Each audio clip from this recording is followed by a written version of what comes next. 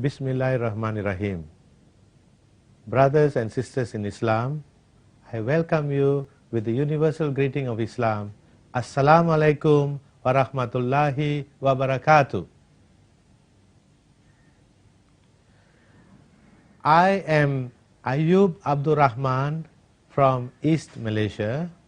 I am a revert. I used to be known as Reverend Anthony Swami Viagulam, and I used to be in the Roman Catholic Church. As a young boy, I was brought up in the Roman Catholic teachings, and when I was 17 years old, I decided to join an Augustinian monastery because I was given to understand that there are three types of heaven. The first class heaven is reserved for those who are monks who have sacrificed their pleasures of this world and have devoted their lives to the God Almighty. The second class heaven is reserved for women who have also renounced the society and have gone into a religious life. The third class heaven is for married people who still follow the teachings of Christianity, and when they die, they are rewarded heaven for the third class level. Now, I was a very ambitious person, so I decided if I have to go to heaven, I want the best. So I joined an Augustinian monastery, and after my philosophy and theological studies, I went over to Germany.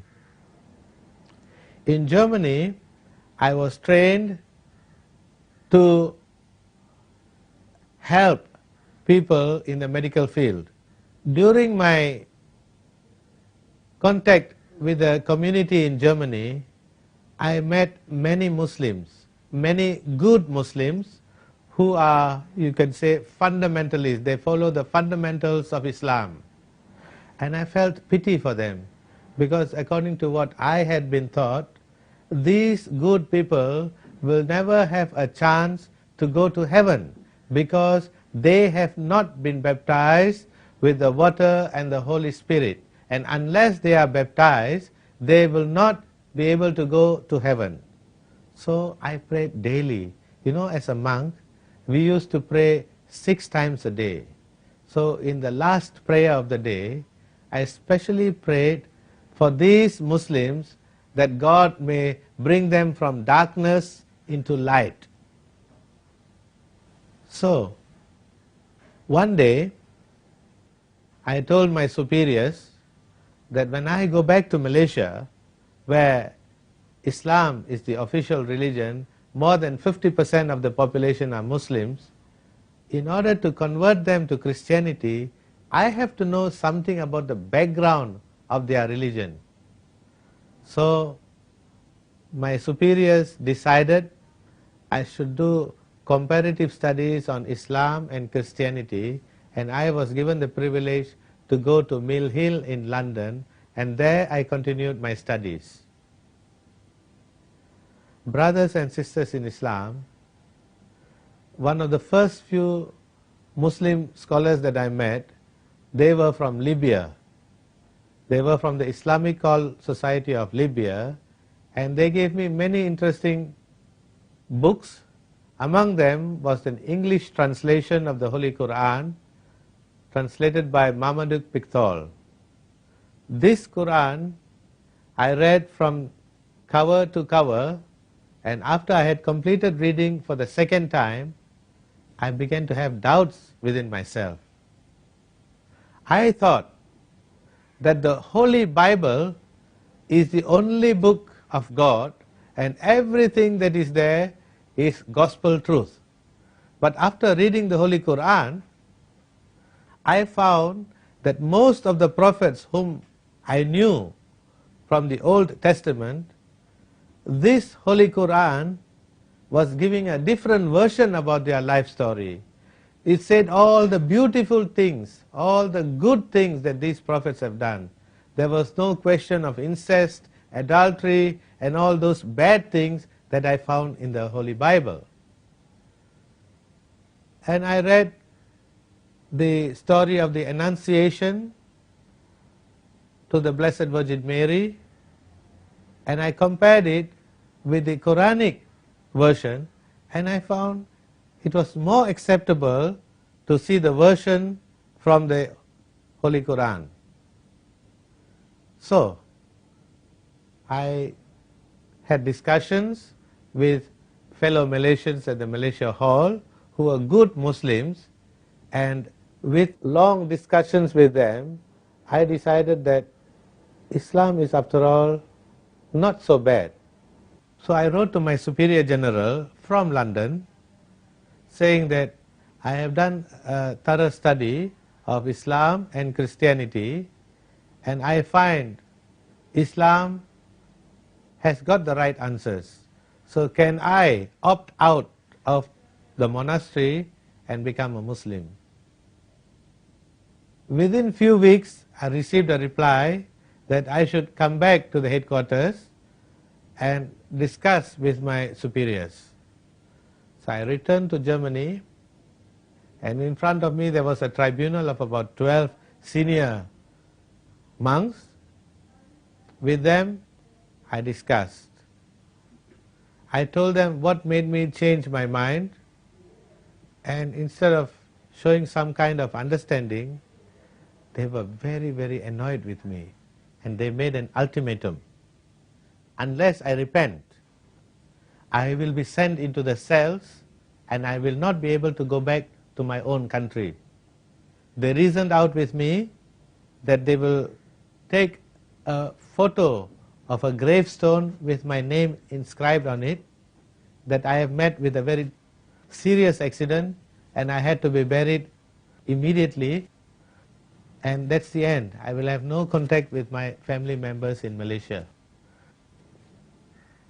They were quite serious about their threat, and I decided from that time onwards to follow whatever they say to save my skin. And if I have to embrace Islam, if God wills that I should become a Muslim, I will decide it in a Muslim country. So I gave excuses that I have been doing a lot of studies with very little sleep, and then they said I will be sent to a mental hospital in Switzerland. I was sent there for 3 months, and during the 3 months I met many important people, that means writers on Christianity, among whom I met a very famous writer who writes many things about Jesus Christ. And I asked him during one of my conversations, personal conversations with him, does he really believe in what he writes? And he told me, actually I am doing it because I have been asked to do it, and I am promised a good sum of money when these books are published. So I said, you mean to say you do not believe in the divinity of Christ? He said, personally, no. So this was one of the strong reasons for me to leave Christianity and look for the truth in Islam. But anyway, after the 3 months in the mental hospital, I was sent back to Germany, and there I spoke to my superiors that I would like to undergo a medical training so that when I go back to my home country, I can combine my missionary work with social work. So I was sent to Cologne, and at the Caritas Institute I took up a course on medical lab technology. At the end of the training, I was told by my superiors to learn a little bit of Portuguese language because they have decided that I should go to Brazil. You know, under the vows of poverty, chastity and holy obedience, whatever the superior says, you must follow without any question. Poverty means that for as long as you are in service with them, you do not get any form of compensation, no financial compensation. But everything that you need, the basic needs are given to you. And chastity means for the rest of my life, I will not get married. Now, in those days, the earlier days when I was in the monastery, I thought that is the best thing to go to the first class heaven. But after reading the Quran and seeing the false teachings in the Bible, I decided otherwise. But I had to follow whatever instructions came from the superiors. So I went to study Portuguese language. I was very sad. I thought I will never ever be able to go to a Muslim country and embrace Islam. But God has His way. About 2 weeks after the instruction was given that I will be going to Porto Alegre in Brazil, a telegram came from Ipoh, Perak, saying that the monk who was in charge of a new hospital had fallen down from the staircase and broken his arm, and he will be sent back to Germany, and as a replacement, within 24 hours, someone else has to be sent back to Ipoh to work in that hospital. The only choice they could think of at that time was me. Finally, Alhamdulillah, God had answered my prayer. You know, under the vows of poverty, chastity, and holy obedience, whatever the superior says, you must follow without any question. Poverty means for as long as you are in service with them, you do not get any form of compensation, no financial compensation. But everything that you need, the basic needs are given to you. And chastity means for the rest of my life, I will not get married. Now, in those days, the earlier days when I was in the monastery, I thought that is the best thing to go to the first class heaven. But after reading the Quran and seeing the false teachings in the Bible, I decided otherwise. But I had to follow whatever instructions came from the superiors. So I went to study Portuguese language. I was very sad. I thought I will never ever be able to go to a Muslim country and embrace Islam. But God has His way. About 2 weeks after the instruction was given that I will be going to Porto Alegre in Brazil, a telegram came from Ipoh, Perak, saying that the monk who was in charge of a new hospital had fallen down from the staircase and broken his arm, and he will be sent back to Germany, and as a replacement, within 24 hours, someone else has to be sent back to Ipoh to work in that hospital. The only choice they could think of at that time was me. Finally, Alhamdulillah, God had answered my prayer. So I was sent back to Malaysia instead of Brazil, and there I did not know how to go about to become a Muslim. I was in this monastery in Ipoh, so it took me some time, and once I contacted a Muslim convert by the name of Jakob Scholler, also a German. I told him of my personal wishes, and he introduced me to the first Prime Minister of Malaysia, the late Tunku Abdul Rahman, and gave me the Holy Quran. But still I was not guided on how to go about to embrace Islam. Once I had plucked enough courage, I spoke to the regional superior for Asia, and I mentioned to him of my wishes to leave the monastery and become a Muslim. He said, this is a very serious decision. I have to put it in writing and address to the Superior General. So I followed his instructions and wrote a letter to the Superior General of the Augustinian Monastery. After about 2 months, I received a reply that they cannot force and keep me in a monastery, but definitely I will not be given any financial compensation for the 12 years of service.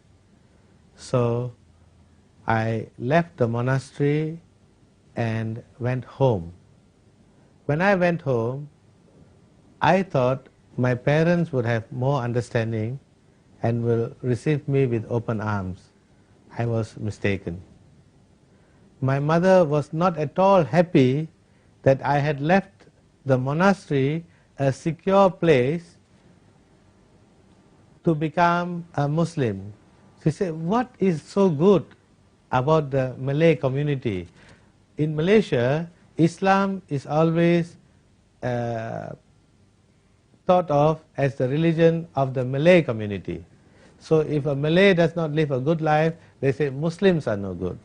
So we have black sheep everywhere in every society, but the Malay community were the ones who were supposed to give the image of the true Islam. So my mother said that she will not accept me as her son and I should leave. So I did not know where to go. Being in the monastery for more than 12 years, I was so used to that secure life. So now I had to go again to look for people who will look after me. And I decided to go to Kuala Lumpur, where I have an elder brother. And there I spoke to him and I told him of my position. He was sympathetic, but at the same time, he did not know what to do. He said, you can stay with me, but don't make it too obvious, because I am staying with in-laws, and if they come to know I am supporting you, not only you will be chased out, I will be chased out with you. So I stayed with him for about a week. In between, I had applied for further studies, and during that 1 week while I was with my brother, a letter came from Australia that I had been selected to undergo a 6 months training in Melbourne University. So I went to the Qantas Airlines, where they had sent my ticket, and left for Australia. While in Australia, during my training, I was already making plans. What do I do after the training?